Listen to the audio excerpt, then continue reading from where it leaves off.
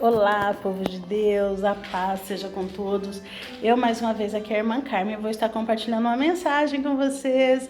Muita saudade de vocês, né? E vou estar falando da mensagem do Senhor Jesus, que está escrito no livro de Apocalipse, capítulo 2, tá? E está escrita a seguinte mensagem no livro de Apocalipse, capítulo 2, a partir do verso 1. Escreve ao anjo da igreja que está em Éfeso. Isso diz aquele que tem à sua destra as 7 estrelas, que anda no meio dos 7 castiçais de ouro. Aqui é o próprio Jesus que está falando, tá? E ele está dizendo o seguinte: eu conheço as tuas obras, o teu trabalho, a tua perseverança, e que não pode suportar os maus. E que puseste à prova os que se dizem apóstolos e não são, e tu achastes mentirosos, e sofrestes. Tens paciência, trabalhando pelo meu nome, e não te cansastes. Tenho, porém, contra ti, que deixastes o teu primeiro amor. Lembra-te, pois, de onde caíste, arrepende-te e pratica as primeiras obras, pois senão brevemente a ti virei e tirarei do teu lugar o teu castiçal, se não te arrependestes. Tens, porém, isto, que odeia as obras dos nicolaítas, as quais eu também me aborreço. Quem tem ouvidos, ouça o que o Espírito diz à igreja. Ao que vencer, dar-lhe-ei a comer a árvore da vida que está no paraíso de Deus. E ele termina essa mensagem dando uma promessa de que se nós vencermos, a gente vai estar comendo da árvore da vida. E ele dá um alerta, ele fala: olha, quem tem ouvidos para ouvir, ouça o que diz o Espírito à igreja. Então aqui é o próprio Jesus que ele está nos exortando. Ele fala aqui nessa mensagem que ele conhece as nossas obras diante de Deus. Jesus, ele nos conhece profundamente. Ele conhece os nossos sentimentos, ele conhece os porquês das nossas ações, né? E mesmo que a gente não saiba se comunicar perfeitamente, Jesus, ele consegue interpretar, né, a nossa ação. Mas ele diz assim que ele não vai tolerar que a gente não venha se arrepender do tempo em que a gente perdeu o primeiro amor. Ele fala, né? Arrepende-te e volta ao primeiro amor. Então, quão é triste a gente ouvir essa mensagem, aonde Deus ele está nos alertando para o nosso bem. Ele está falando: olha, eu sei das suas obras, eu conheço você, eu sei que você não gosta das mesmas coisas que eu não gosto, né? Você não gosta daqueles que praticam ações com demônios, que os nicolaítas, eles faziam culto a Deus, mas eles faziam culto a demônios também.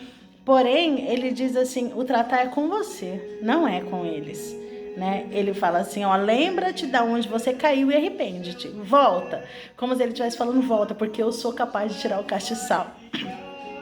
A lâmpada acesa que está nas suas mãos. E quando a gente escuta um negócio desse, a gente se quebra inteiro, a gente para, a gente tem um startup de Deus, né? A gente fala: opa, eu preciso fazer a vontade de Deus. A gente começa a se colocar, porque na verdade, com Deus a gente não tem que analisar os outros. Ele fala que a gente tem que examinar a si mesmo, como o médico faz quando ele está examinando. Ele vai vendo detalhe, ele pede um exame, ele analisa o que talvez poderia ser provável que estivesse acontecendo com a pessoa, mas ele fala pra gente examinar não os outros, mas a nós mesmos. E ele fala: olha, você caiu, arrepende-te e volta. Né? Então, assim, é uma palavra, irmãos, que a gente, na verdade, não gostaria de ouvir, mas é o Senhor nos alertando para o nosso bem. E engraçado que nessa mensagem ele vem falando lá no livro de Gênesis, capítulo 3, verso 17, sobre o pecado de Adão, né? E aí estava ali Adão, a serpente, que fez a Eva para pecar, e ela se apoderou da vida de Eva para ela fazer com que Adão pecasse. né? E incrível, irmãos, só um parêntese aqui, que Deus, ele não tem netos, tá? Ele tem filhos. E Deus tendo filhos, não é porque a gente vem de uma geração de pessoas que são cristãs que a gente tem com Deus. A gente precisa se arrepender também, mesmo se a gente tiver aí uma família muito próspera com Deus, a gente precisa olhar para nós, como tá a nossa vida diante de Deus, para que o Senhor possa fazer as nossas obras. Por isso que Ele chama a gente para que a gente possa ser filhos. Cada um de nós, independente de onde a gente estava caído, Ele convida a gente, se a gente praticar as obras de Cristo, a gente seguir na caminhada com Cristo, a gente tem o direito de ser chamado de filho de Deus, né? Co-participante com Cristo, né? Pela graça que Cristo trouxe para as nossas vidas, né? Então é muito individual e Deus está presente o tempo todo, né? E aqui, voltando aqui para a parte de Eva, a gente vai falar um pouquinho sobre aquelas pessoas que elas vivem igual aquele profeta que era Balaão, que eles vivem colocando tropeço na vida de outros cristãos, né? E ele fala que Deus, ele não se agrada disso, né? Que nós somos mestres em confessar o pecado dos outros, mas Deus, ele fala pra gente examinar a nós mesmos, né? Então Balaão, além dele colocar tropeço, ele ainda confessava o pecado que ele era mestre em analisar o pecado que os outros estavam cometendo, mas ele não queria nenhum compromisso sério com Deus, né? E nós somos mestres nisso. E Deus, ele nos convida para que a gente possa examinar a nós mesmos, né? Se a gente não se comprometer em falar aquilo em fazer aquilo que Deus, ele está ordenando para que a gente faça, irmãos, é incrível, mas a gente vai cair. A gente vai cair, a gente tem que ter muita consciência disso. A gente vai cair, a lâmpada vai se apagar e Deus, ele vai permitir com que a gente caia. E se a gente cair, misericórdia de nós, porque Satanás não tá brincando de ser inimigo de ninguém, não. Ele é inimigo das nossas almas mesmo, né? Então a gente precisa guardar o nosso coração. E quando a gente fala de coração, Deus, ele fala dos nossos pensamentos, do que passa na nossa mente, porque não é do nosso coração, o órgão, né? É do que a gente sente na nossa mente, a gente desfruta da nossa mente, né? Se a gente, exemplo, né? Se a gente vive com Deus, a gente fala de Deus, a gente tem aí Deus como primazia na nossa vida, mas se a gente vive em outras fiações, a boca fala do que o coração tá cheio, a gente vai colocar para fora aquilo que tá cheio no nosso coração, né? E nesse caso, Deus, ele fala também pra gente examinar cautelosamente as pessoas e as aparências, né? Porque às vezes a gente tá julgando algo e não é exatamente aquilo porque a gente não examinou detalhadamente, né? E ele fala lá no livro de Gálatas, né? Quem vos enfeitiçou, ó insensato Gálatas, né? Para eles examinarem os outros, não, eles precisavam de fato estar examinando a eles mesmos. E aí, no caso lá, quando Adão, ele come o fruto, Deus, ele declara para ele fala assim: Adão, você comeu o fruto do qual eu lhe ordenei, e por isso você vai se tornar maldito, né, na terra, porque ele deu ouvidos a Satanás através da mulher, né? Na verdade, a gente sabe que tudo isso é uma questão lúdica e que quem estava por trás daquela oferta de Eva era o próprio Satanás, né? Então ele usa Eva para ele fazer com que Adão pecasse contra Deus, né?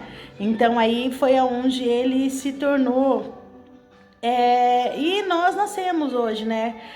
Qualquer um que nasce, a gente já nasce com essa marca desse pecado, do pecado da desobediência, e a gente precisa abrir mão dele, né? Porque é uma luta diária. Se a gente for parar para pensar em todos os pecados que a gente comete, a gente está cometendo um só, desobedecendo a Deus, né? Essa é a verdade, né?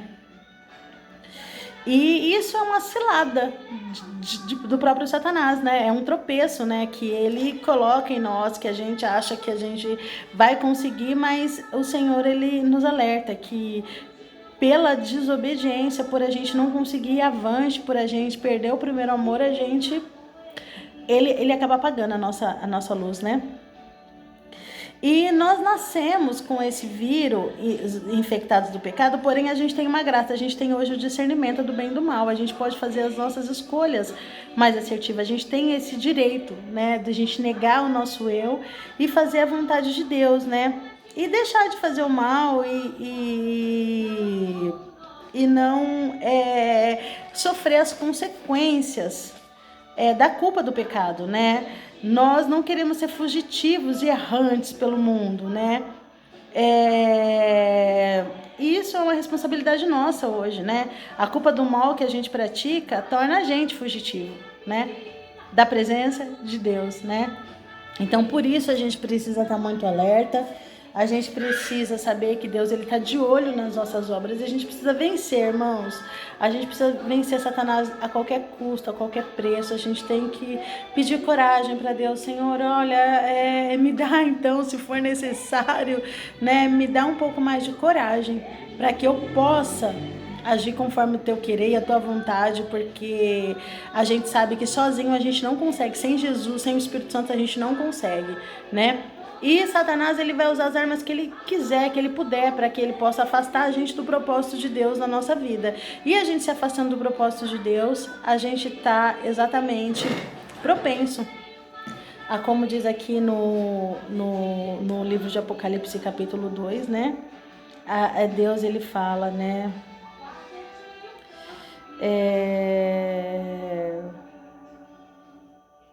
Ele fala que ele brevemente virá, eu virei e tirarei do seu lugar o teu castiçal, se não te arrependeres.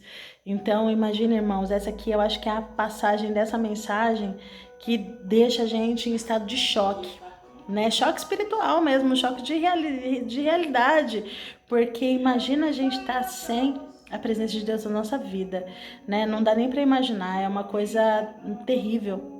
A gente precisa realmente ter coragem de assumir o compromisso de obedecer a Deus, mesmo que isso nos custe, né? A gente sabe que a gente é pecador, a gente é fácil de ser enganado, porque se Satanás ele enganou a terça parte dos anjos no céu, imagina nós, gente, que somos seres humanos, né? A gente precisa realmente ter muita coragem, mas Deus ele fala que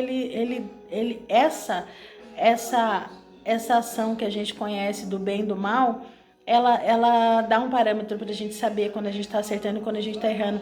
O duro é que a maioria das vezes a gente erra muito mais do que acerta, né? Mas a gente precisa pedir pra Deus força, para que a gente possa se alinhar com o propósito de Deus, né? E a gente não ficar no meio de um fogo cruzado ou mesmo agindo de uma maneira que não dá bom testemunho, né? Eu tô colocando essa mensagem no canal aqui com meu coração partido, porque essa mensagem falou muito comigo, né? Porém, eu agradeço a Deus por Deus, ele não tá me deixando cega. Ele tá tentando me alertar a tempo, né? Então eu fico muito contente, eu espero que de alguma maneira essa mensagem também impacte a sua vida, para que você possa escolher os propósitos de Deus também na sua vida, que você possa ser corajoso e seguir caminhando com Cristo, porque é Ele que tem visto as nossas obras, né? É com Ele que a gente vai ter que prestar conta no final de todas as contas, né? Então que Deus possa te abençoar, que você tenha uma semana abençoada e não esqueçam, irmãos, Deus não tem netos, ele tem somente filhos. Então, se a gente quiser ser filho de Deus, a gente tem que seguir o caminho, caminhando conforme o propósito dele, obedecendo e seguindo Jesus Cristo, tá? A paz seja com todos, até a próxima.